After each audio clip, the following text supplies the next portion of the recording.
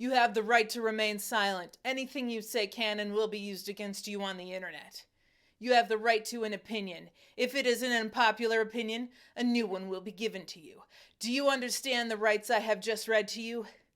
They usually don't get this far in the movies.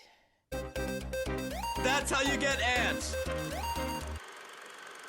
Ah, reboots. Is there any word in entertainment that can inspire such hope and derision in equal amounts?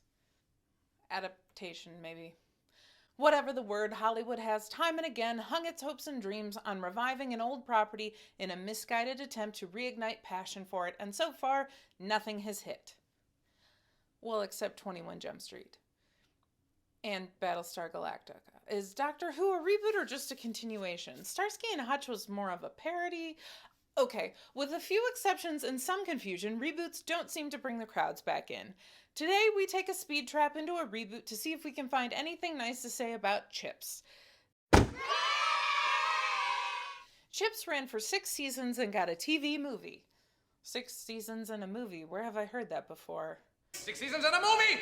Then there was the spin-off movie CHiPs 99, but let's not talk about that. It was really about guys in tight pants on motorcycles.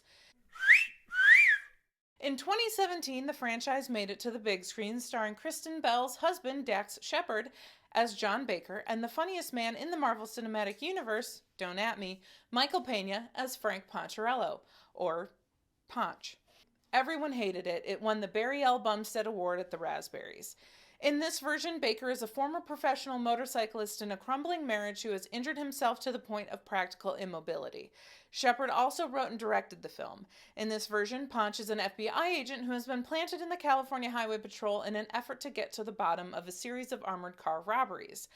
The film features a slew of heady hitters with a lovely cameo by Maya Rudolph, an incredibly punchable Adam Brody, and an always deliciously villainous Vincent D'Onofrio. Kristen Bell plays Baker's estranged wife, Jane Krasmerick plays captain of the Los Angeles CHiPs, Richard T. Jones plays helicopter pilot Parrish, Josh Duhamel is the guy Kristen Bell is cheating on Baker with, and last but not least, Eric Estrada makes an appearance as a paramedic at the end of the movie.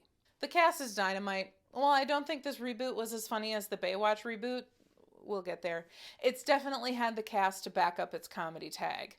In the beginning, we see Michael Pena assisting a bank robbery as the getaway driver. He pulls out all the stunts and moves and gets away, and drives his buds down to the docks where they are confronted by the FBI. He was working undercover the whole time. The ringleader takes Adam Brody hostage. Pena has none of it and shoots Brody through the shoulder in order to take down the bad guy.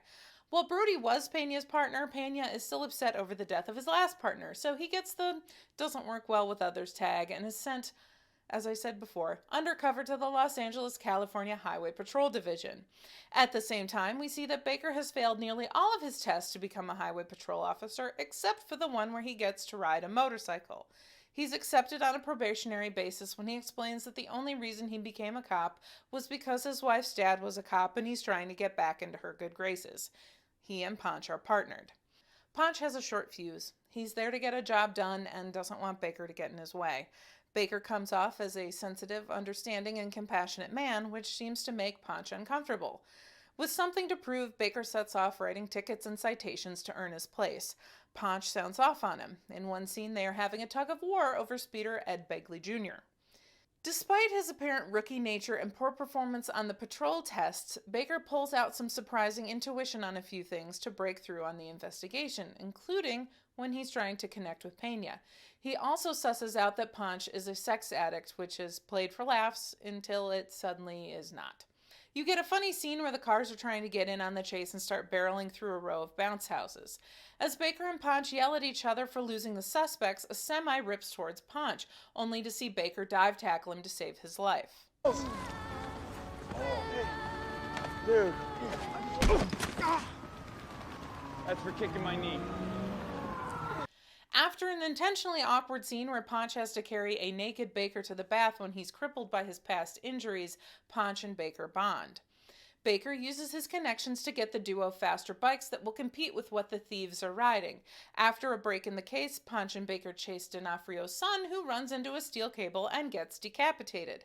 As the highway stands in shock, D'Onofrio plows through the patrol's cordon to run over Baker. The case unravels. Ponch is kicked out of the FBI and gets sworn in as a highway patrolman. They chase down the bad guys. There's a really funny scene where Baker and his opponent are both in casts, so they try to slug it out in a cast fight. Ponch gets his fingers blown off with a shotgun, and Baker goes on a rescue mission, only grabbing 3 of the 4 fingers. Ponch has to guide Baker to shoot. At the end, D'Onofrio has a gun on them. Baker goes in to protect them, and a bullet ricochets off Baker's titanium arm, which has been set up a half dozen times to kill D'Onofrio. The end shows Ponch and Baker partnered together singing California Love as they cruise down the Los Angeles streets. Okay, it's raunchy.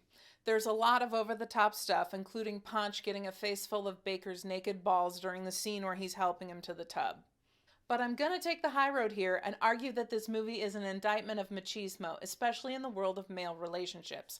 Ponch clearly has some damage from his last partner being killed. No one can hold up to that standard of camaraderie that he's lost. Baker doesn't let that stop him from trying to forge some kind of connection. They're hard on each other, they fight, but as he makes a point of later, that doesn't mean Baker wouldn't save his life. CHiPs departs pretty severely from its source material. That's sort of the reason why Larry Wilcox refused to return. But here's the problem. Almost all the dramatic TV shows from the 1980s are ripe for mockery. They were melodramatic to the point of parody. It would be difficult to do a reboot of any of those properties without a big departure from the source material. Michael Pena and Dax Shepard have good chemistry. The case they're trying to solve is complicated and convoluted. D'Onofrio, as always, is amazing as a villain. There are some fun chases and action sequences. Critics were quick to claim this was a betrayal of anyone who was emotionally invested in the original series. I mean, really? Was anyone emotionally invested in the original series?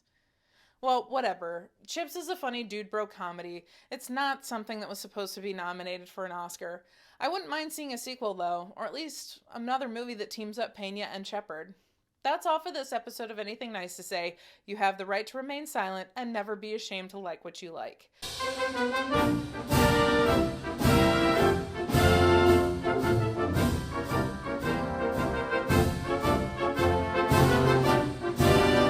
Be sure to like, share, and subscribe. Head over to Patreon to subscribe for exclusive content, early releases, and to get your name in the credits.